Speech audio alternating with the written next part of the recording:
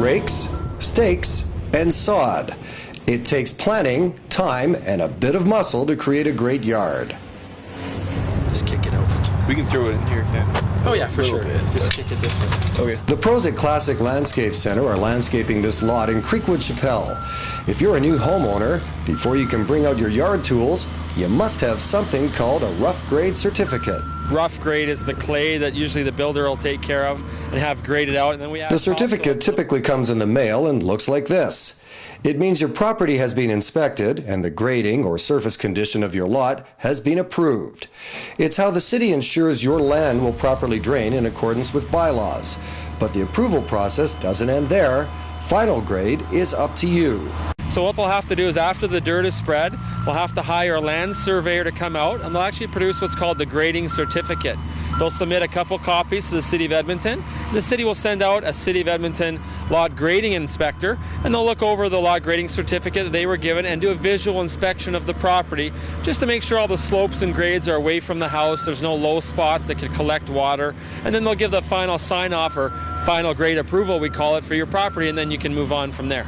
Before we move to the next step, a word about stakes. They're important because they mark the level at which the soil should be spread. If they are pulled out or knocked over, you'll have to pay a surveyor hundreds of dollars to come out and replace them. Yeah, well, obviously green side up is always a great start. In addition to the obvious, Stothart says the keys to sod are: lay it when it's fresh, use a good sod starting fertilizer on the soil, and make sure you offset the seams. It's kind of like a brickwork pattern. If you're doing a brick on the side of your house, or a tile floor, or a hardwood floor, you don't want the seams to run in one straight line. The idea with sod is because those seams will dry out. It'll be tough to get the sod to take. And so if you offset it with a brickwork pattern, you cut off 6 inches off that first roll of sod, and then maybe a foot off the next, and then 18 inches off the next roll, you can get that stair pattern started and then really be on your way to doing a great job with your sod. To ensure a great job, you'll need water, lots of water. Classic uses the 3-week rule. Every day the first week, every second day the second week, and every third day the third week for new sod. Whether you're a professional landscapers or doing it yourself, the same principles apply in tree planting.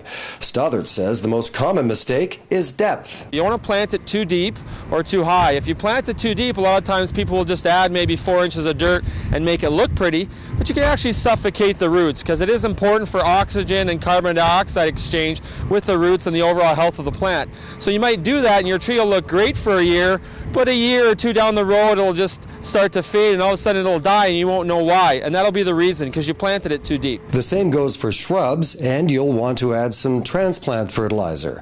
Stothart says you'll need to support your larger trees with stakes, 2 of them if they're more than 6 feet high. But how do you know where to put them? And you're going to put them on the side of the tree for prevailing winds, which in our area is going to be the northwest and southeast side of the tree.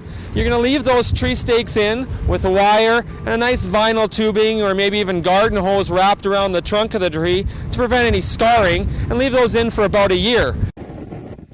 After that year, the roots will be able to support the tree against those winds. And as with sod, water your trees and shrubs daily to start, but be careful not to drown them. One trick is to build a berm around the base of the tree, fill it with water, and let it drain. From grading to sodding to tree planting, your hard work and patience will be rewarded with an awesome yard that you'll enjoy for years to come.